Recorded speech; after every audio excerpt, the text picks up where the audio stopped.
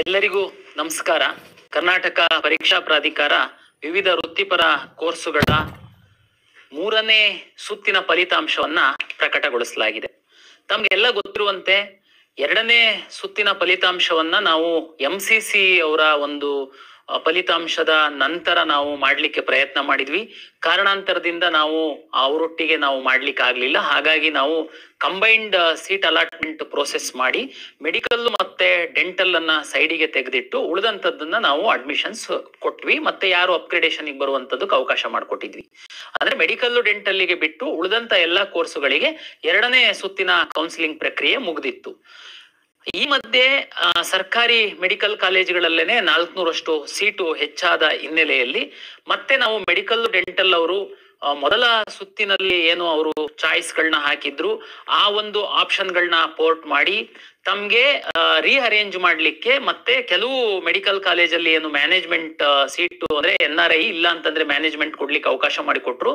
ಅದನ್ನ ಹಾಕ್ಲಿಕ್ಕೆ ಹಾಗೂ ಒಂದು ಹೊಸ ಕಾಲೇಜ್ ಏನ್ ಬಂದಿತ್ತು ಅದು ಮತ್ತೆ 2 ಡೆಂಟಲ್ ಹೊಸ ಕಾಲೇಜ್ಗಳಿಗೆ ನಾವು ಸೀಟ್ ಆಪ್ಷನ್ ಎಂಟ್ರಿ ಮಾಡ್ಲಿಕ್ಕೆ ಅವಕಾಶ ಮಾಡಿಕೊಟ್ಟಿದ್ವಿ. ಅದು ಎಲ್ಲದನ್ನು ತೆಗೆದುಕೊಂಡು ನಾವು ಈ ಬಾರಿ ಆದ್ರೂ MCC ಅವರು ಫಲಿತಾಂಶದ ನಂತರ ನಾವು ಸೀಟ್ ಅಲಾಟ್ಮೆಂಟ್ ಪ್ರಕ್ರಿಯೆ ಮಾಡಬೇಕು ಅಂತ ನಾವು ವೆಯ್ಟ್ ಮಾಡಿದ್ವಿ. ಆದ್ರೆ ಅದು ಸಹ ಸಾಧ್ಯ ಆಗ್ಲಿಲ್ಲ. ತಮ್ಗೆಲ್ಲ ಗೊತ್ತಿದೆ, ನಿರಂತರವಾಗಿ MCC ಅವರು ತಮ್ಮ ಶೆಡ್ಯೂಲ್ ಅನ್ನ ಮುಂದೂಡ್ತಾ ಬರ್ತಾ ಇದ್ದಾರೆ. NMC ಅವರು ನಿರಂತರವಾಗಿ ಅವಾಗ ಒಂದೊಂದು ಕಾಲೇಜಿಗೆ ಸೀಟ್ ಜಾಸ್ತಿ ಮಾಡುವಂತದ್ದು, ಹೊಸ ಕಾಲೇಜಿಗೆ ಪರ್ಮಿಷನ್ ಕೊಡುವಂತ ಪ್ರಕ್ರಿಯೆಯನ್ನ ಈಗಲೂ ಸಹ ನಡೆಸ್ತಾ ಇದ್ದಾರೆ.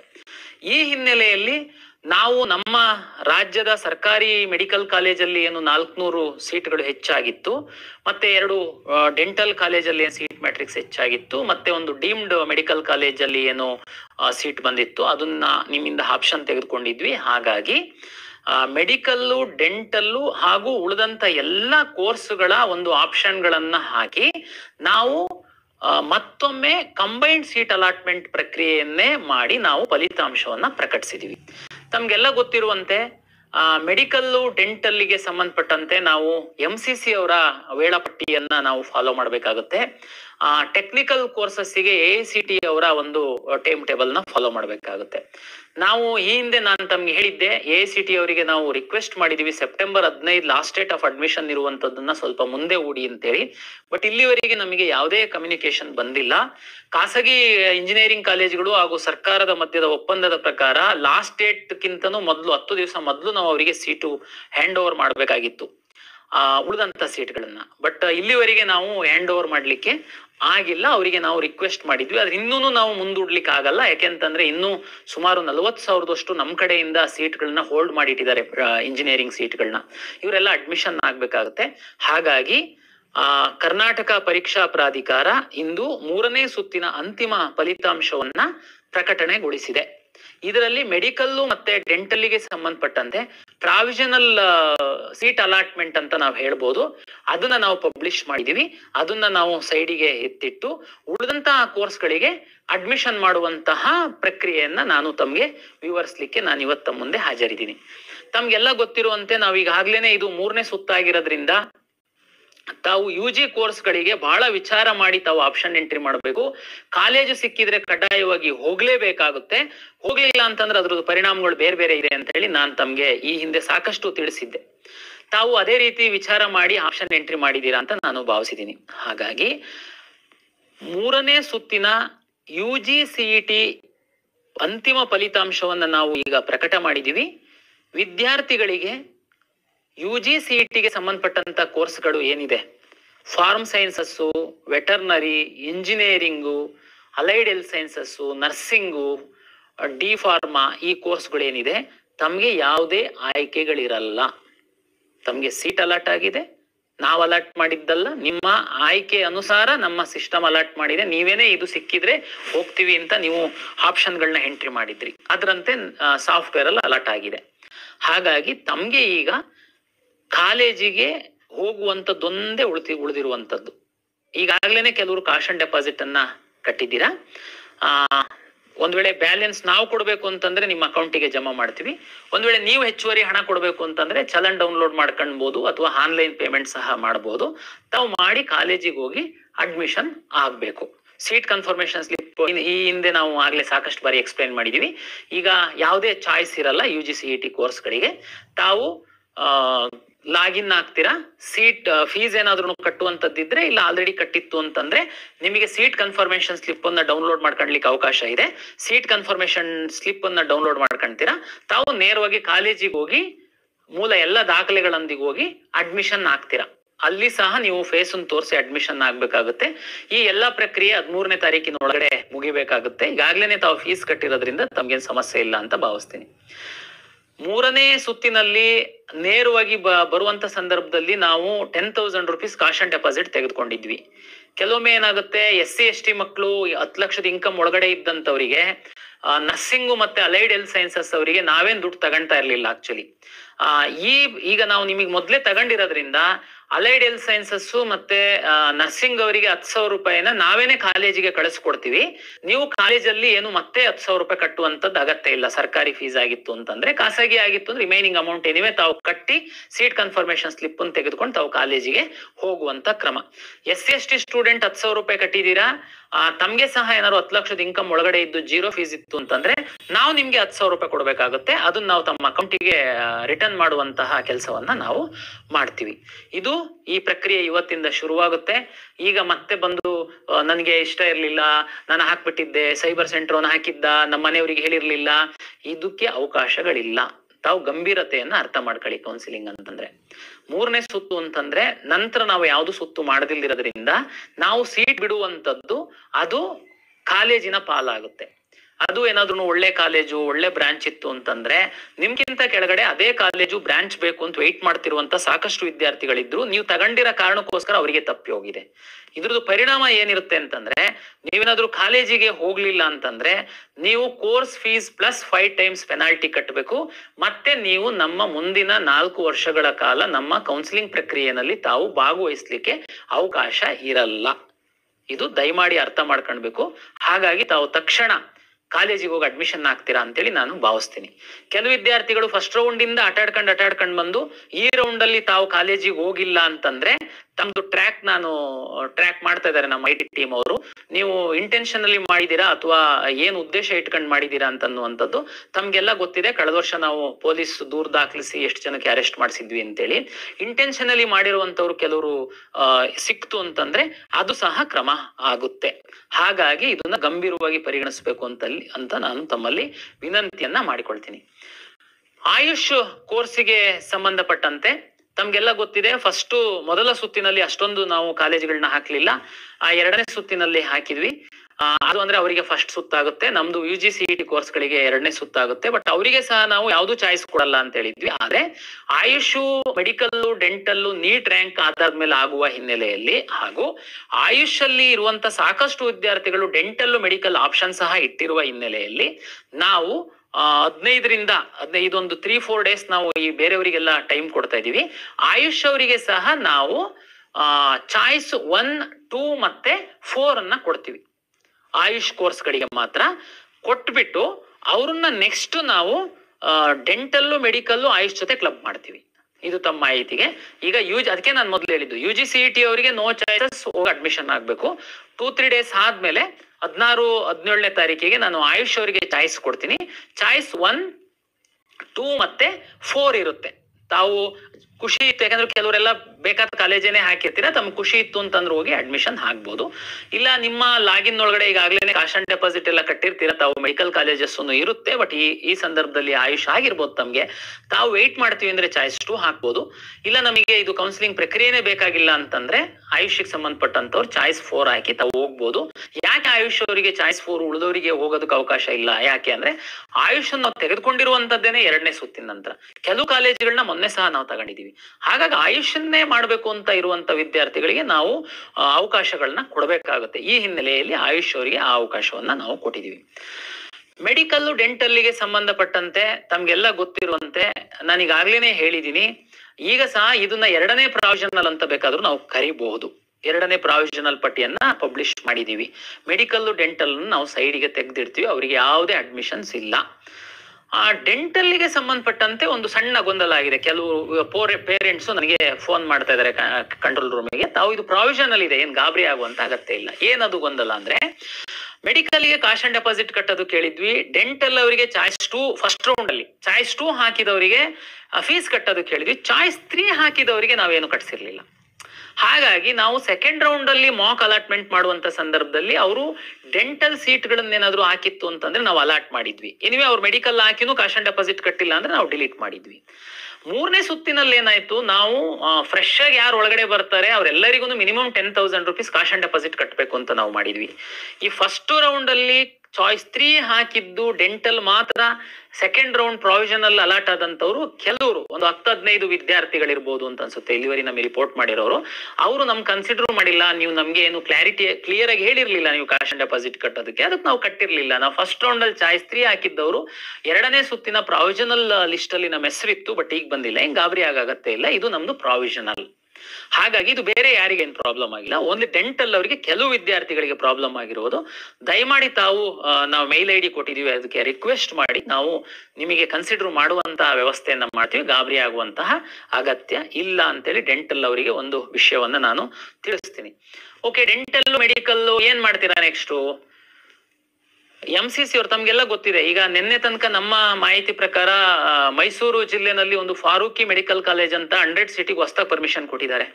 ನಮಗಿನ್ನು ಸೀಟ್ ಮ್ಯಾಟ್ರಿಕ್ಸ್ ಬಂದಿಲ್ಲ. PS ಕಾಲೇಜಿಗೆ 50 ಸೀಟನ್ನ ಇನ್ಕ್ರೀಸ್ ಮಾಡಿದ್ದಾರೆ, ಅದ್ರದ್ದು ಇನ್ನೂ ಸೀಟ್ ಮ್ಯಾಟ್ರಿಕ್ಸ್ ಬಂದಿಲ್ಲ. ಇನ್ನು ಯಾವ್ದಾದ್ರು ಒಂದೆರಡು ಬರುತ್ತೋ ಏನೋ ಗೊತ್ತಿಲ್ಲ. ಹಾಗಾಗಿ ಅವರು ಸೀಟ್ ಮ್ಯಾಟ್ರಿಕ್ಸ್ ಕೊಟ್ಟಿಲ್ಲ. MCC ಅವರು ಸಹ ಮುಂದೂಡಿದ್ದಾರೆ ಅವರ ವೇಳಾಪಟ್ಟಿಯನ್ನ. ಹಾಗಾಗಿ ಮೆಡಿಕಲ್ ಡೆಂಟಲ್ ಅವರು, ನಾವು MCC ಅವರು, ನಮಗೆ ಇಲ್ಲಿವರೆಗೆ ತುಂಬಾ ಟೆನ್ಷನ್ ಇತ್ತು, ಯಾಕೆಂದ್ರೆ UG ಕೋರ್ಸಸ್ ಜೊತೆ ನಾವು ಮಾಡ್ತಾ ಇರೋದ್ರಿಂದ. ಈಗ ನಾವು ಸ್ಟ್ರಿಕ್ಟ್ ಮಾಡ್ತಾ ಇದೀವಿ, ಹಾಗಾಗಿ ಇನ್ನೇನ್ ತೊಂದರೆ ಇಲ್ಲ. MCC ಅವರು ಎರಡನೇ ಸುತ್ತಿನ ಏನು ವೇಳಾಪಟ್ಟಿಯನ್ನ ನಮಗೆ ಕೊಡ್ತಾರೆ, ಅವಾಗ ನಾವು ಇನ್ನೇನ್ ಮಾಡ್ತೀವಿ ಅನ್ನುವಂಥದ್ದನ್ನ ನಿಮಗೆ ತಿಳಿಸ್ತೀವಿ. ಬಹಳ ದೊಡ್ಡ ಬದಲಾವಣೆ ನಾವು ಮಾಡ್ಬಿಡ್ತೀವ? ಇಲ್ಲ, ತಮ್ಗೆಲ್ಲ ಗೊತ್ತಿದೆ. ಈಗಾಗಲೇ ನಾವು ಕ್ಲಾರಿಫೈ ಮಾಡಿದೀವಿ. ಹೊಸ ಕಾಲೇಜ್ ಇರೋ ಕಾಲೇಜಲ್ಲಿ ಸೀಟ್ ಇನ್ಕ್ರೀಸ್ ಆಯ್ತು ಅಂತಂದ್ರೆ ಅದಕ್ಕೆಲ್ಲ ನಾವು ಬಹಳ ದೊಡ್ಡ ಆಪ್ಷನ್ ಎಂಟ್ರಿ ಮಾಡುವಂತದ್ದು ಕೂಡ ಅಗತ್ಯ ಏನಿರಲ್ಲ. ಹೊಸ ಯಾವ್ದಾದ್ರು ಕಾಲೇಜ್ ಬಂತು ಅಂತಂದ್ರೆ ತಮಗೆ ಅವಕಾಶವನ್ನ ಕೊಡಬೇಕಾಗುತ್ತೆ.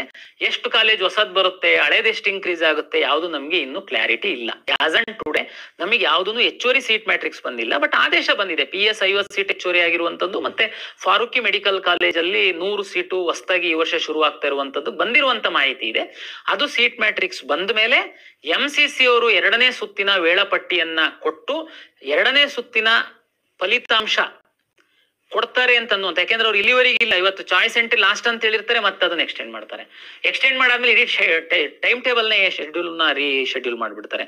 ಈ ಹಿನ್ನೆಲೆಯಲ್ಲಿ ಅವರು ಚಾಯ್ಸ್ ಎಂಟ್ರಿ ಕ್ಲೋಸ್ ಮಾಡ್ತಿದ್ದಂಗೆನೆ ನಮಗೆ ಗೊತ್ತಾಗುತ್ತೆ, ಓಕೆ ಇನ್ನು ಅವ್ರದ್ದು ಪ್ರಾವಿಷನಲ್ ರಿಸಲ್ಟ್ ಬರುತ್ತೆ ಅಂತ.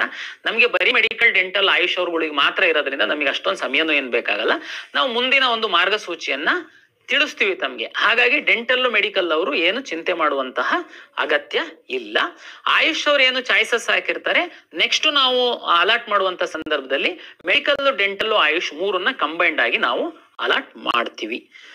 ಹೊಸದಾಗಿ ಸೆಕ್ಯೂರಿಟಿ ಡೆಪಾಸಿಟ್ಗೆ ಕೊಡ್ತೀರಾ, ಹೊಸದಾಗಿ ನಾವು ರಿಅರೇಂಜ್ ಮಾಡೋದಕ್ಕೆ ಕೊಡ್ತೀವಾ, ಹೊಸದಾಗಿ ಕಾಲೇಜ್ ಹಾಕುವಂತದಕ್ಕೆ ಕೊಡ್ತೀರಾ, ನಾನು ಈಗ್ಲೇನೆ ಹೇಳಲಿಕ್ಕೆ ಹೋಗಲ್ಲ. ಯಾಕೆಂದ್ರೆ ನಮ್ಗೆ ಎಷ್ಟು ಕಾಲೇಜು ಏನು ಅನ್ನುವಂಥದ್ದು ಕ್ಲಾರಿಟಿ ಇಲ್ಲ. ದಯಮಾಡಿ ತಾವು ಸ್ವಲ್ಪ ತಾಳ್ಮೆಯಿಂದ ಇರಬೇಕು ಅಂತೇಳಿ ವಿನಂತಿಯನ್ನ ಮಾಡಿಕೊಳ್ತೀವಿ. ನಾವು ಏನು ಕಾಲೇಜ್ ಸೀಟ್ ಮ್ಯಾಟ್ರಿಕ್ಸ್ ಬರುತ್ತೆ, MCC ಶೆಡ್ಯೂಲ್ ಬರುತ್ತೆ, ತಕ್ಷಣ ತಮ್ಗೆ ತಿಳಿಸ್ತೀವಿ. ಓಕೆ, ಅಂತಿಮವಾಗಿ ತಮ್ಗೆ ಈಗಾಗಲೇ ನಾನು ಸಾಕಷ್ಟು ಬಾರಿ ಹೇಳ್ದಂತೆ ಇಂಜಿನಿಯರಿಂಗ್ ಕಾಲೇಜುಗಳ ಕೋರ್ಸ್ಗಳಿಗೆ ಸಂಬಂಧಪಟ್ಟಂತೆ ನಮ್ಗೆ 3 ಸುತ್ತಿನ ಕೌನ್ಸಿಲಿಂಗ್ ನಾವು ಮಾಡಿದೀವಿ. AICT ಅವ್ರದ್ದು ಏನು ಲಾಸ್ಟ್ ಡೇಟ್ ಆಫ್ ಅಡ್ಮಿಷನ್ 15ನೇ ತಾರೀಕು ಇರೋದ್ರಿಂದ ನಾವು 3ನೇ ಸುತ್ತಿನಲ್ಲಿ ಅನ್ಅಲಾಟೆಡ್ ಸೀಟ್ಸು ಏನಿದೆ ಆ ಸೀಟ್ಗಳನ್ನ ಕಾಲೇಜಿಗೆ ಹ್ಯಾಂಡ್ ಓವರ್ ಮಾಡ್ತಾ ಇದೀವಿ. ಅನ್ಅಲಾಟೆಡ್ ಇನ್ನು ಅಡ್ಮಿಷನ್ಸ್ ನಡೀತಾ ಇದೆ. ಅಡ್ಮಿಷನ್ ಆಗದಿಲ್ದಿರೋರು ಸಣ್ಣ ಒಂದು ನಂಬರ್ ಸಿಕ್ಬೋದು, ಅದನ್ನ ನಾವು ಕಾಯ್ತಾ ಕುಳಿತ್ರೆ ಕೆಲವು ವಿದ್ಯಾರ್ಥಿಗಳು ವಂಚಿತರಾಗ್ಬೋದು. ಅದಕ್ಕೆ ನಾನು ಹೇಳುವಂತದ್ದು, ಇವತ್ತು ನಾವು KEA ವೆಬ್ಸೈಟ್ ಅಲ್ಲಿ ಪಬ್ಲಿಷ್ ಮಾಡ್ತೀವಿ. ಅನ್ಅಲಾಟೆಡ್ ಸೀಟ್ಸ್ ಏನಿದೆ 3ನೇ ಸುತ್ತಿನಲ್ಲಿ ಆ ಸೀಟ್ಗಳನ್ನ ಕಾಲೇಜಿಗೆ ಹ್ಯಾಂಡ್ ಓವರ್ ಮಾಡ್ತೀವಿ. ಇಲ್ಲಿವರೆಗೆ KEA ನಲ್ಲಿ ಯಾವುದೇ ಸುತ್ತಿನಲ್ಲಿ ಸೀಟನ್ನ ಪಡೆಯದೇ ಇರುವಂತಹ CET ರ್ಯಾಂಕ್ ಇರುವಂತಹ ವಿದ್ಯಾರ್ಥಿಗಳು ತಾವು ನೇರವಾಗಿ ಕಾಲೇಜಿಗೆ ಹೋಗಿ ಪ್ರವೇಶವನ್ನ ಪಡೆಯಬಹುದು. KEA ನಲ್ಲಿ ಒಂದು ಸೀಟನ್ನು ತೆಗೆದುಕೊಂಡು ಮತ್ತೆ ಅಲ್ಲೋಗಿ ಪಡೆಯುವಂತದ್ದಕ್ಕೆ ಅವಕಾಶ ಇರಲ್ಲ. KCET ಎಕ್ಸಾಮೇ ಬರಿದೆ, ನಿಮ್ಮ ಹತ್ರ ರ್ಯಾಂಕೇ ಇಲ್ದಿರುವಂತಹ ವಿದ್ಯಾರ್ಥಿಗಳು ಸಹ ತಾವು ಹೋಗಿ ನೇರವಾಗಿ ಪ್ರವೇಶವನ್ನ ಪಡೆಯುವಂತದ್ದಕ್ಕೆ ಬರಲ್ಲ. ಆದ್ರೆ KCET ಇತ್ತು, ತಾವು ಕಾರಣಾಂತರದಿಂದ ಸರಿಯಾದ ಆಪ್ಷನ್ ಎಂಟ್ರಿ ಮಾಡಿಲ್ಲ, ಆ ಕಾಲೇಜುಗಳನ್ನ ಹಾಕಿಲ್ಲ, ಈ ಎಲ್ಲಾ ಕಾರಣಕ್ಕೆ ತಮ್ಗೆ ಆ ಸೀಟ್ ಸಿಕ್ಕದೇ ಇರ್ಬೋದು. ಬಟ್ ಆದ್ರೆ ನೀವು ಇಂಜಿನಿಯರಿಂಗ್ ಮಾಡ್ಬೇಕು ಅಂತಾನೆ ಆಸೆ ಇದೆ. ಈಗ ತಾವು ನಮ್ಮ ವೆಬ್ಸೈಟ್ ಅಲ್ಲಿ ನೋಡಿ, ಕಾಲೇಜ್ ವಾರು, ಬ್ರಾಂಚ್ ವಾರು ಅವೈಲೇಬಲ್ ಇರುವಂತಹ ಸೀಟ್ಗಳ ಮಾಹಿತಿಯನ್ನ ನಾವು ಪಬ್ಲಿಷ್ ಮಾಡಿದೀವಿ. ತಾವು ಹೋಗಿ ಅಡ್ಮಿಷನ್ ಆಗ್ಬೋದು. ಇನ್ನೂ ಒಂದು ಹೆಚ್ಚಿನ ಮಾಹಿತಿ, ಕರ್ನಾಟಕ ರಾಜ್ಯದಲ್ಲಿ 17 ಸರ್ಕಾರಿ ಇಂಜಿನಿಯರಿಂಗ್ ಕಾಲೇಜ್ಗಳಿದೆ, 8 ಅನುದಾನಿತ ಇಂಜಿನಿಯರಿಂಗ್ ಕಾಲೇಜ್ಗಳಿದೆ. ಅಲ್ಲಿ ನಿಮಗೆ 46,000 ಅಷ್ಟೇನೆ ಫೀಸ್ ಇದೆ. 17 ಸರ್ಕಾರಿ ಇಂಜಿನಿಯರಿಂಗ್ ಕಾಲೇಜಲ್ಲಿ 5 ಬ್ರಾಂಚ್ಗಳಿಗೆ ಕೇವಲ 23,000 ರೂಪಾಯಿ ಫೀಸ್ ನಿಗದಿಪಡಿಸಿದೆ ಸರ್ಕಾರ. ಇದು ಸಹ ಕೆಲವು ಸೀಟ್ಗಳು ಉಳಿದಿದೆ, ಅದನ್ನ ನಾವು ವೆಬ್ಸೈಟ್ ಅಲ್ಲಿ ಹಾಕಿದೀವಿ. ಕೆಲವು ವಿದ್ಯಾರ್ಥಿಗಳು ತಮ್ಮ ಊರಲ್ಲಿ, ತಮ್ಮ ಜಿಲ್ಲೆನಲ್ಲೇನೆ ಇಂಜಿನಿಯರಿಂಗ್ ಮಾಡಿಸ್ಬೇಕು, ಮತ್ತೆ ಫೀಸ್ ಸಹ ಕಡಿಮೆ ಇರಬೇಕು ಅನ್ನುವಂಥದ್ದು ಇರುತ್ತೆ. ತಮಗೆ CET ರ್ಯಾಂಕ್ ಸಹ ಇದೆ, ಬಟ್ ಇಲ್ಲಿವರೆಗೆ ನಿಮಗೆ ಸೀಟ್ ಸಿಕ್ಕಿಲ್ಲ KE ನಲ್ಲಿ ಕಾರಣಾಂತರದಿಂದ. ತಾವು ಒಂದು ವೇಳೆ ತಮ್ಮ ಊರಿನ, ತಮ್ಮ ಕಾಲೇಜಿನಲ್ಲಿ, ತಮ್ಮ ನಿಯರ್ ಬೈ ಇರುವಂತಹ ಕಾಲೇಜಿನಲ್ಲಿ ಸೀಟು ಲಭ್ಯ ಇತ್ತು ಅಂತಂದ್ರೆ ತಾವು ನಮ್ಮ ವೆಬ್ಸೈಟ್ ಅಲ್ಲಿ ನೋಡಿ ಹೋಗಿ ಅಡ್ಮಿಷನ್ ಆಗ್ಬೋದು. KE ನಲ್ಲಿ ಸೀಟನ್ನು ತೆಗೆದುಕೊಂಡಿರುವಂತವ್ರು ನೇರವಾಗಿ ಹೋಗಿ ಅಡ್ಮಿಷನ್ ಆಗುವಂತದಕ್ಕೆ ಅವಕಾಶ ಇರಲ್ಲ. ಇದು ಇಷ್ಟು ಮಾಹಿತಿ ತಮ್ಗೆ ಹೇಳ್ತಾ, ಮೆಡಿಕಲ್ ಡೆಂಟಲ್ಗೆ ಸಂಬಂಧಪಟ್ಟಂತೆ ನಾನು ಮುಂದಿನ ದಿನದಲ್ಲಿ ಮಾರ್ಗಸೂಚಿಯನ್ನ ತಿಳಿಸ್ತೀನಿ. UG ಕೋರ್ಸ್ಗಳ 3ನೇ ಸುತ್ತಿನ ಒಂದು ಫಲಿತಾಂಶ ಪ್ರಕಟಣೆ ಆಗಿದ್ದು ಈಗ ನಿಮಗೆ ಅಡ್ಮಿಷನ್ ಮಾತ್ರ ಇದೆ. ಇನ್ನು ಮುಂದಿನ ಯಾವುದೇ ಪ್ರಕ್ರಿಯೆಗಳು ಪ್ರಾಧಿಕಾರದ ವತಿಯಿಂದ ನಡೆಯಲ್ಲ. ನರ್ಸಿಂಗ್ ಇರ್ಬೋದು, ಅಲೈಡ್ ಹೆಲ್ತ್ ಸೈನ್ಸಸ್ ಇರ್ಬೋದು, ಇದೆಲ್ಲದನ್ನು ಹ್ಯಾಂಡ್ ಓವರ್ ಆಗುತ್ತೆ. ಓಕೆ, ಲಾಸ್ಟ್ ಇನ್ನೊಂದು ಪಾಯಿಂಟ್ ಮಾಡ್ತಿದ್ದೆ. ಇಂಜಿನಿಯರಿಂಗು, ಫಾರ್ಮ್ ಸೈನ್ಸಸ್ಸು, ವೆಟರ್ನರಿ, ನರ್ಸಿಂಗುನು ಇರ್ಬೋದು. ನಿಮಗೆ ಏನಾಗಿದೆ, ನೀವು ಮೆಡಿಕಲ್ ಆಪ್ಷನ್ಸ್ ಹಾಕಿದೀರಾ, ಅನ್ಫಾರ್ಚುನೇಟ್ಲಿ ನಿಮಗೆ ಮೆಡಿಕಲ್ ಸೀಟ್ ಅಲಾಟ್ ಆಗಿಲ್ಲ, ಡೆಂಟಲ್ ಸೀಟ್ ಅಲಾಟ್ ಆಗಿಲ್ಲ. ಆಯುಷ್ ಹೇಳ್ತಾ ಇಲ್ಲ, ದಯಮಾಡಿ ಅರ್ಥ ಮಾಡ್ಕೊಳ್ಳಿ. UG ಕೋರ್ಸ್ಗಳಿಗೆ ನಿಮಗೆ ಫಸ್ಟ್ ರೌಂಡ್ ಇಂದಾನು ಕೆಲವರು ಹೋಲ್ಡ್ ಮಾಡ್ಕೊಂಡೇ ಬಂದಿದ್ದೀರಾ ಸೀಟನ್ನ. ಯಾಕೆ? ನಿಮಗೆ ಮೆಡಿಕಲ್ ಬೇಕು. ಅನ್ಫಾರ್ಚುನೇಟ್ಲಿ ನಿಮಗೆ ಮೆಡಿಕಲ್ ಸಿಕ್ಕಿಲ್ಲ. ಈಗ ನಾವು ಹೇಳ್ತಾ ಇದೀವಿ ನಿಮಗೆ ಕಡ್ಡಾಯವಾಗಿ ಹೋಗಿ ಅಡ್ಮಿಷನ್ ಆಗ್ಬೇಕಂತ. ಬಟ್ ನಾವು ಇನ್ನೊಂದ್ ಕಡೆ ಹೇಳ್ತಾ ಇದೀವಿ ಒಂದಷ್ಟು ಸೀಟ್ ಬರ್ಬೋದು ಅಂತ ಅನ್ಕೊಂಡು ಮತ್ತೆ ನೀವೇನ್ ಮಾಡ್ತೀರಾ ನೋಡಿ. ಇದು ನಮಗೆ ಅನಿವಾರ್ಯ ಪರಿಸ್ಥಿತಿ ಇದೆ. ನೀವು ಹೋಗಿ ಕಾಲೇಜಿಗೆ ದಯಮಾಡಿ ಅಡ್ಮಿಷನ್ ಆಗಿ, ನೀವು ಕಾಶ್ ಅಂಡ್ ಡೆಪಾಸಿಟ್ ಕಟ್ಟಿ ನಮ್ಮಲ್ಲಿ ಮೆಡಿಕಲ್ ಆಪ್ಷನ್ಸ್ ಇತ್ತು ಅಂತಂದ್ರೆ ನಾವು ನಿಮಗೆ ನೆಕ್ಸ್ಟ್ ರೌಂಡ್ ಅಲ್ಲಿ ಕನ್ಸಿಡರ್ ಮಾಡ್ತೀವಿ. ನಿಮಗೆ ಸೀಟ್ ಅಲಾಟ್ ಆಯ್ತು ಅಂತಂದ್ರೆ ನೀವು ಅದು ಕೋರ್ಸ್ ಅನ್ನ ಬಿಟ್ಟು ನೀವು ಮೆಡಿಕಲ್ಗೆ ಅಡ್ಮಿಷನ್ ಆಗೋದಕ್ಕೆ ಅನುಮತಿ ಕೊಡ್ತೀವಿ. ಇಲ್ಲಿ 2 ಪ್ರಶ್ನೆ ಕೆಳಗಿರೋರು ಸರ್ ನಮಗನ್ನೇ, ಬಟ್ ನಮ್ ಕೈಯಲ್ಲಿ ಇಲ್ಲ. ಇದು ಇಂಜಿನಿಯರಿಂಗ್ ಅಡ್ಮಿಷನ್ ಲಾಸ್ಟ್ ಡೇಟ್ ಆಗಿದೆ. 1 ಸೀಟು ಅನ್ಯಾಯ ಆಗುತ್ತೆ, ಏನ್ ಮಾಡಂಗಿಲ್ಲ. ನೆಕ್ಸ್ಟ್ ಇಯರ್ DCET ಲ್ಯಾಟ್ರಲ್ ಎಂಟ್ರಿನಲ್ಲಿ ಅದು ಅಡ್ಮಿಷನ್ ಆಗುತ್ತೆ. ಯಾಕೆಂದ್ರೆ MCC ನಮ್ ಕೈಯಲ್ಲಿ ಇಲ್ಲ, NMC ಪರ್ಮಿಷನ್ ಕೊಡೋರು ನಮ್ಮ ಸ್ಟೇಟ್ ವ್ಯಾಪ್ತಿನಲ್ಲಿ ಬರಲ್ಲ. ಹಾಗಾಗಿ ಅನಿವಾರ್ಯ. ಲಾಸ್ಟ್ ಇಯರ್ ಡಾಟಾ ತಗೊಂಡ್ರೆ ನಮಗೆ ಹಾರ್ಡ್ಲಿ ಒಂದು 50 to 60 ವಿದ್ಯಾರ್ಥಿಗಳಷ್ಟೇನೆ MCC ರಿಸಲ್ಟ್ ಬಂದ ನಂತರ ಅಪ್ಗ್ರೇಡ್ ಆಗಿರುವಂತದ್ದು. ಹಾಗಾಗಿ ಬಹಳ ದೊಡ್ಡ ನಂಬರ್ ಅಲ್ಲ, ಆದ್ರೆ ನಾವು ಅವಕಾಶ ಕೊಡ್ತೀವಿ. ಯಾರು UG ಕೋರ್ಸ್ಗಳ ಸೀಟು ಸಿಕ್ಕಿ ಈಗ ನೀವು ಅನಿವಾರ್ಯವಾಗಿ ಅಡ್ಮಿಷನ್ ಆಗುವಂತಹ ಪರಿಸ್ಥಿತಿ ಬಂದಿದೆ, ಆದ್ರೆ ನೀವು ಮೆಡಿಕಲ್ ಆಪ್ಷನ್ಗಳನ್ನ ಸಹ, ಮೆಡಿಕಲ್ ಡೆಂಟಲ್ ಆಪ್ಷನ್ಗಳನ್ನ ಸಹ ಹಾಕಿದೀರಾ, ನಿಮಗೆ ಮೆಡಿಕಲ್ ಡೆಂಟಲ್ ಏನಾದ್ರೂ ನಮ್ಮ ಮುಂದಿನ 2ನೇ ಸುತ್ತು ಅಂತ ಹೇಳ್ಬೋದು. MCC ಅವ್ರ ಪ್ರಕಾರ ಮೆಡಿಕಲ್ ಡೆಂಟಲ್ ಪ್ರಕಾರ 2ನೇ ಸುತ್ತಿನ ಅಂತಿಮ ಫಲಿತಾಂಶದಲ್ಲಿ ನೀವು ಅಪ್ಗ್ರೇಡ್ ಆಗಿ ನಿಮ್ಗೆ ಮೆಡಿಕಲ್ ಡೆಂಟಲ್ ಸಿಕ್ಕಿ ನೀವೀಗ ಹೋಗಿ ವೆಟರ್ನರಿಗೋ, ಇಂಜಿನಿಯರಿಂಗಿಗೋ, ಅಗ್ರಿಕಲ್ಚರಿಗೋ ಅಡ್ಮಿಷನ್ ಆಗಿದ್ರೆ ನೀವು ಅಲ್ಲಿಂದ ಬಿಟ್ಟು ಬಂದು ಮೆಡಿಕಲ್ ಕಾಲೇಜಿಗೆ ಅಡ್ಮಿಷನ್ ಆಗ್ಲಿಕ್ಕೆ ನಾವು ಅನುಮತಿಯನ್ನ ಕೊಡ್ತೀವಿ. ಏನ್ ಚಿಂತೆ ಮಾಡಬೇಡಿ. ನೀವು ಬಿಟ್ಟಿದ್ದ ಸೀಟ್ ಏನಾಗುತ್ತೆ, ಇಂಜಿನಿಯರಿಂಗ್ ಸಂಬಂಧಪಟ್ಟಂತೆ AICT ಪ್ರಕಾರ ಅಡ್ಮಿಷನ್ಸ್ ಮುಗ್ದಿರುತ್ತೆ. ಹಾಗಾಗಿ ಅದನ್ನ ಬೇರೆಯವರಿಗೆ ಅಲಾಟ್ ಮಾಡಕ್ಕಾಗಲ್ಲ. ನೆಕ್ಸ್ಟ್ ಇಯರ್ ಲ್ಯಾಟ್ರಲ್ ಎಂಟ್ರಿನಲ್ಲಿ ಹೋಗುತ್ತೆ. ವೆಟರ್ನರಿ, ಅಗ್ರಿಕಲ್ಚರ್ಗೆ ಸಂಬಂಧಪಟ್ಟಂತೆ ಆಯಾ ಯೂನಿವರ್ಸಿಟಿ ಅವರು ಏನು ತೀರ್ಮಾನ ಮಾಡ್ತಾರೆ, ನಮ್ಗೆ ಏನ್ ತಿಳಿಸ್ತಾರೆ ಅದರಂತೆ ಮಾಡೋದಕ್ಕೆ ಅವಕಾಶ ಇರುತ್ತೆ. ಬಟ್ ಇದೆಲ್ಲ ಲಾಸ್ಟ್ ಇಯರ್ ಅದರಿಂದಿನ ವರ್ಷದ್ದು ಡಾಟಾ ತಗೊಂಡ್ರೆ 100 ಒಳಗಡೆ 50 ರಿಂದ 60 ರೇಂಜ್ ಅಲ್ಲಿ ಮಾತ್ರ ವ್ಯತ್ಯಾಸ ಆಗುವಂತದ್ದು. ಬಟ್ ಆದ್ರೆ ಅವ್ರಿಗೆ ಅವಕಾಶ ಕೊಡಬೇಕು. ನಾವು ಮೆಡಿಕಲ್ ಡೆಂಟಲ್ ಡಿಲೇ ಆಗಿರೋದ್ರಿಂದ ನಾವು ಅವರಿಗೆ ಅಪ್ಗ್ರೇಡೇಷನ್ಗೆ ಅವಕಾಶ ಕೊಡ್ತೀವಿ. ಯಾರಿಗೆ ಹೊಸದಾಗಿ ಬರೋರಿಗೆಲ್ಲ ಈಗಾಗ್ಲೇನೆ ತಾವು ಕಾಶ್ ಅಂಡ್ ಡೆಪಾಸಿಟ್ ಸಹ ಕಟ್ಟಿರ್ತೀರಾ, ಇಲ್ಲ ಕೆಲವೊಬ್ರು ಕೋರ್ಸ್ ಫೀಸ್ ಅನ್ನ ಕಟ್ಟಿ ಮೆಡಿಕಲ್ ಆಪ್ಷನ್ಸ್ ನಮ್ಮೊಳಗಡೆ ಇದೆ.